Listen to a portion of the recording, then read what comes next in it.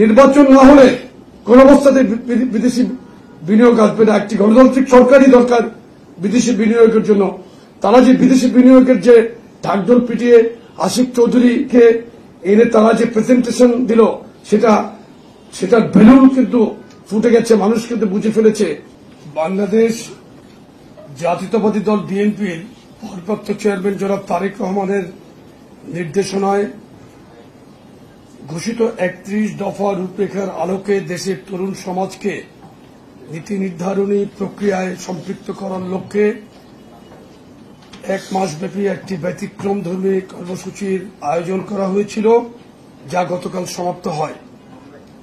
জাতীয়তাবাদী যুবদল, জাতীয়তাবাদী স্বেচ্ছাসেবক দল ও জাতীয়তাবাদী ছাত্রদলের যৌথ উদ্যোগে চট্টগ্রাম, খুলনা, বগুড়া ও ঢাকায় আয়োজিত 2 দিনব্যাপী প্রতিটি অনুষ্ঠানের প্রথম দিনে অনুষ্ঠিত হয় তারুণ্যের রাজনৈতিক ভাবনা ও অর্থনৈতিক মুক্তি শীর্ষক সেমিনার এবং দ্বিতীয় দিনে ছিল তারুণ্যের রাজনৈতিক অধিকার প্রতিষ্ঠার সমাবেশ। এই আয়োজনের মূল উদ্দেশ্য ছিল তরুণদের সৃজনশীলতা, দক্ষতা ও ভাবনাকে কাজে লাগিয়ে রাজনীতি ও অর্থনীতির নতুন দিগন্ত উন্মোচন এবং তা জাতীয় উন্নয়ন কৌশলের সঙ্গে সংযুক্ত করা। তারুণ্যদীপ্ত লক্ষ লক্ষ মানুষের সরব উপস্থিতিতে এবং তরুণদের প্রাণবন্ত অংশগ্রহণের কর্মসূচিগুলো অত্যন্ত সফলভাবে সম্পন্ন হয়েছে। তরুণদের রাজনৈতিক অধিকার ও অংশগ্রহণের অঙ্গীকার এবং গণতান্ত্রিক ভবিষ্যতের জন্য তাদের দৃঢ় সংকল্প এই 8টি অনুষ্ঠানের মাধ্যমে তা দৃঢ়ভাবে প্রতিফলিত হয়েছে। এই কর্মসূচিতে অংশগ্রহণ ও সমর্থনের জন্য আমরা দেশের সকল শ্রেণী পেশার মানুষ, বিশেষ করে তরুণ শিক্ষার্থী, শিক্ষক, শ্রমিক, চাকরিজীবী, ডাক্তার, ইঞ্জিনিয়ার, উদ্যোক্তা, পেশাজীবী ও প্রান্তিক জনগোষ্ঠীর প্রতি গভীর কৃতজ্ঞতা প্রকাশ করছি।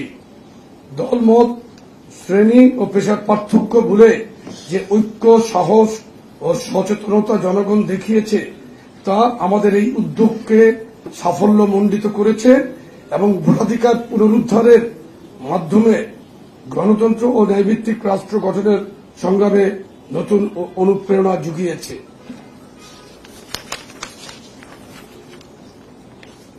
তবে ঢাকায় এবং অন্যান্য শহরে তারুণ্যের উত্তাল তরঙ্গে লক্ষ লক্ষ মানুষের উপস্থিতির ফলে নগরবাসীর যে সাময়িক দুর্ভোগ হয়েছে, বিশেষ করে যানজটের কারণে, তার জন্য আমরা আন্তরিকভাবে নগরবাসীর কাছে আন্তরিকভাবে দুঃখ প্রকাশ করছি।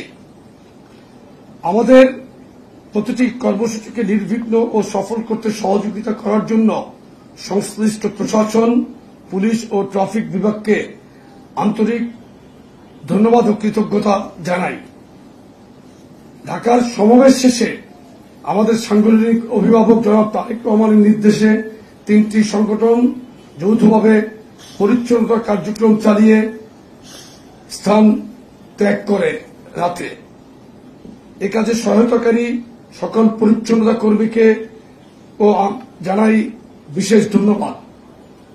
প্রিয় সাংবাদিক বন্ধুগণ, আপনাদের সহযোগিতা, পেশাদারিত্ব এবং নিরলস পরিশ্রম ছাড়া আমাদের এই কর্মসূচি দেশবাসীর সামনে উপস্থাপন করা সম্ভব হতো না।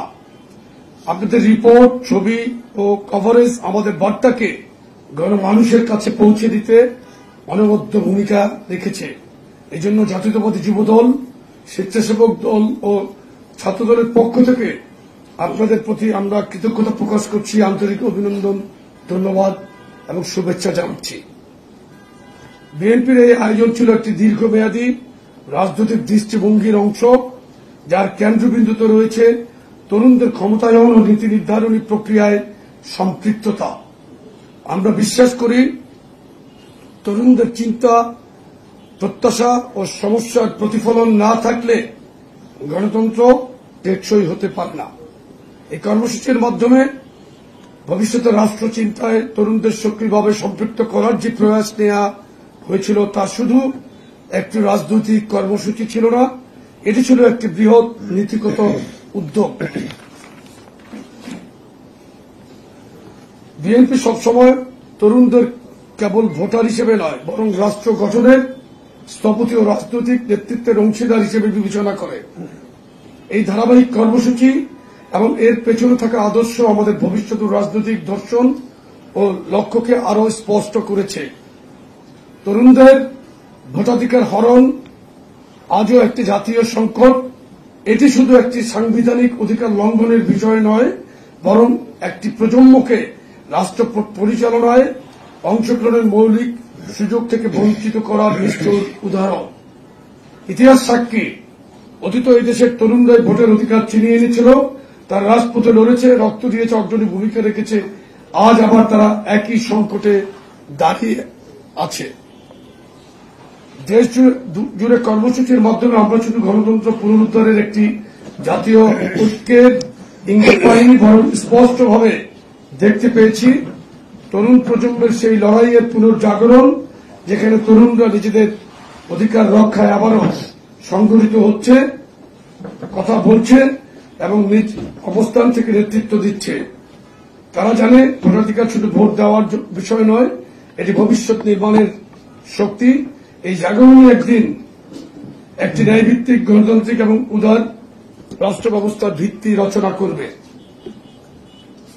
প্রিয় সাংবাদিক ভাই ও বোনেরা, দীর্ঘ 16 বছরের ফ্যাসিবাদ বিরোধী আন্দোলনের প্রতিটি ধাপে আপনারা আমাদের পাশে ছিলেন। আপনাদের সাহসী প্রতিবেদনের মাধ্যমে, নিরন্তর সহযাত্রায় এবং বহুমাত্রিক সহযোগিতায় আপনাদের এই অবদান আমরা গভীর শ্রদ্ধা ও কৃতজ্ঞতার সঙ্গে স্মরণ করি।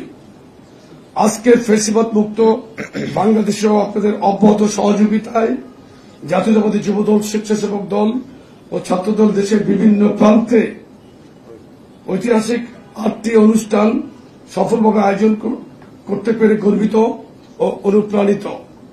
আপনাদের অনেকেই আমাদের সঙ্গে বিভাগীয় শহরগুলোয় গিয়ে পরিশ্রম করেছেন, তা আমরা গভীর সম্মানের সাথে স্মরণ করছি। আপনারাই আমাদের বার্তার বাহক, সত্যের নির্ভীক সহযোদ্ধা এবং ইনশাআল্লাহ আগামীর ইতিহাসের সাক্ষী হয়ে থাকবেন আপনারা। আপনাদের সকলকে আন্তরিক ধন্যবাদ ও কৃতজ্ঞতা জানিয়ে আমাদের এই সংবাদ সম্মেলন তরুণরাই সময় মতো দেবে ইনশাআল্লাহ। আমি প্রধান উপদেষ্টার বক্তব্যকে খণ্ডিত করে কিছু বলতে চাই না। আমাদের প্রিয় সাংগঠনিক অভিভাবক, বিএনপির ভারপ্রাপ্ত চেয়ারম্যান, উনি বলেছেন ডিসেম্বরে নির্বাচন দিতে হবে, ডিসেম্বরে নির্বাচন হবে। আমরাও বলছি ডিসেম্বরে নির্বাচন দিতে হবে। আমরা নির্বাচন চাই, জনগণের ভোটের অধিকার না। বাংলাদেশকে যে কোনো চক্রান্ত থেকে রক্ষা করার জন্য নির্বাচন ডিসেম্বরে হতে হবে। আপনি গতকালকে দেখেছেন যে দেবপ্রিয় ভট্টাচার্য, অত্যন্ত নামকরা একজন অর্থনীতিবিদ, উনি বলেছেন এই সরকারের এই সময়ে 27 লক্ষ কিংবা 28 লক্ষ মানুষ দারিদ্র্য সীমার নিচে নেমে গেছে। তাহলে কিসের বৈষম্য বিরোধী নীতি তারা প্রণয়ন করছে? বৈষম্য বিরোধী নীতি প্রণয়ন করছে? কোথাও তো কোন বৈষম্য বিরোধী নীতি তারা প্রতিফলন করতে পারছে না। এবং টিআইবি আরেকজন নাম করা অর্থনীতিবিদ, একজন সম্মানিত মহিলা অর্থনীতিবিদ, ওনার নাম খুব সম্ভবত ফাহমিদা আক্তার, খুব সম্ভবত, উনি বলেছেন যে নির্বাচন না হলে কোন অবস্থাতে বিদেশি বিনিয়োগ আসবে না। একটি গণতান্ত্রিক সরকারই দরকার বিদেশি বিনিয়োগের জন্য। তারা যে বিদেশি বিনিয়োগের যে ঢাকঢোল পিটিয়ে আসিফ চৌধুরীকে এনে তারা যে প্রেজেন্টেশন দিল, সেটার বেলুন কিন্তু ফুটে গেছে। মানুষ কিন্তু বুঝে ফেলেছে কোন বিনিয়োগই কিন্তু আসছে না। ধন্যবাদ সকলকে। সুতরাং আমরা ডিসেম্বরে আমরা নির্বাচন চাই।